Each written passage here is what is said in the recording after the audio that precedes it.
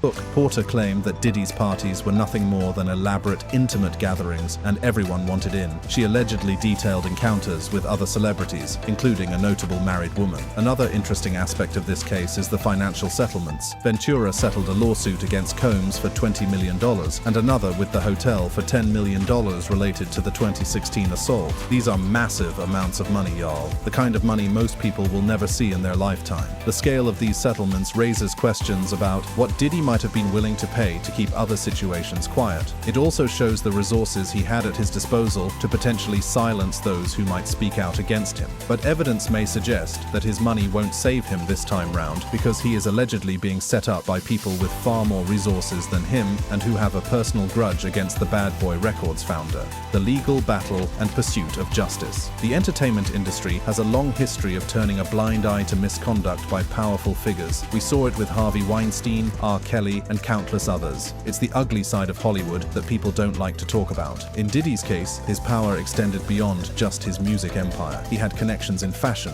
liquor, television, and more. He was friends with celebrities, business moguls, and even politicians. That kind of influence creates a shield that makes it very difficult for victims to come forward and be believed. Think about it. If you're an up-and-coming artist and you witness or experience something disturbing involving Diddy, who are you going to tell? The label executives who work with him, the media outlets that depend on access to him for content, the friends who party on his yacht. The system is designed to protect the powerful, not the vulnerable. And speaking of power, let's talk about the alleged lawsuit that may have kickstarted Diddy's downfall. According to 50 Cent, Diddy's legal troubles accelerated after he sued Diageo, one of the world's largest liquor companies. In May 2023, Diddy filed a lawsuit against Diageo, accusing the company of engaging in a pattern of racial discrimination. He claimed that the company had systematically neglected his Ciroc vodka and De Leon tequila brands, favoring other brands and limiting the neighborhoods where his products were sold. Diageo responded by ending their 15-year partnership with Diddy in June 2023, stating that his bad faith actions had left them no choice. In October 2023, Diddy filed a new lawsuit accusing Diageo of unlawful retaliation and blackballing him from the spirits industry. Then, in January 2024, the legal battle reached a surprising conclusion. Diddy and Diageo announced that they had settled their dispute. Diddy withdrew all his allegations against Diageo in a joint statement and agreed to dismiss his lawsuits. But according to 50 Cent, this legal battle with Diageo may have accelerated Diddy's current troubles. In an interview on the Earn Your Leisure podcast, 50 Cent suggested that Diddy's issues were sped up due to his previous lawsuit against Diageo.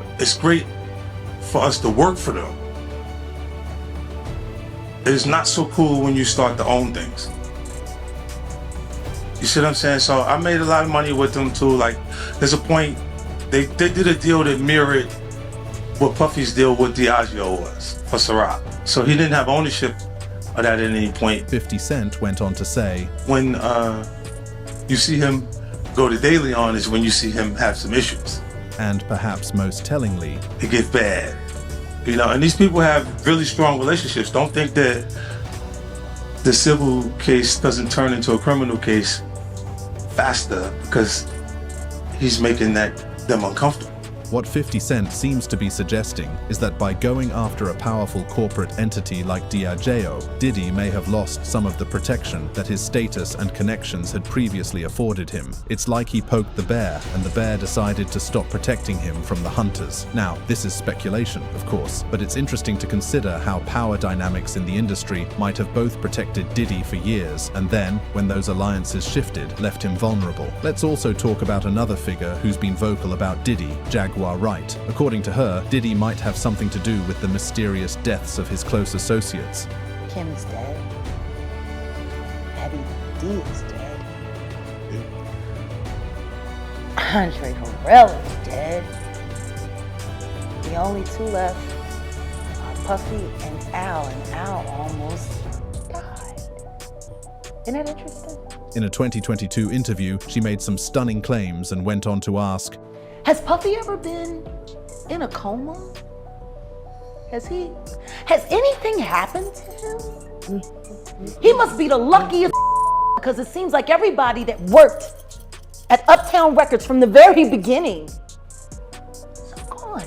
It's a pattern that, if true, would be deeply disturbing. Heavy D passed away in 2011, reportedly from a heart attack. Andre Harrell died in 2020, also reportedly from a heart attack, and according to Wright, both were working on books before their untimely deaths. Al B. Shaw also allegedly went into a coma while working on a book about his life, though fortunately he survived. And then there's Kim Porter, who some allege was also working on a book before her death. Is it all just a series of tragic coincidences, or is there something more sinister at play? It's the kind of pattern that makes you go, and start connecting dots on a conspiracy board. And speaking of connecting dots, let's talk about how these various allegations might relate to Kim Porter specifically. If we look at the pattern of behavior alleged against Diddy, the physical abuse, the controlling behavior, the threats, it raises questions about his relationship with Porter and the circumstances of her death. It's important to note that Porter and Diddy had ended their romantic relationship years before her death, though they remained connected through their children. But if the allegations about him are true, it suggests a person who doesn't just let people walk away without consequences. This brings us back to the disputed memoir. According to reports about the book, Porter allegedly wrote, "I got to do things with Sean I would never have been able to do with a straight man. I woke up and left the bedroom where I was, and Sean happened to be coming out of the bedroom with a chart-topping rapper and the woman's husband." The book also allegedly details incidents of physical abuse, including the first time Diddy hit her after she refused his requests, and an alleged incident at her apartment where Diddy forcefully slammed her to the ground and threatened her with a weapon, saying, "You're mine. You don't have a choice in that now. I can't live without you." These allegations, if true,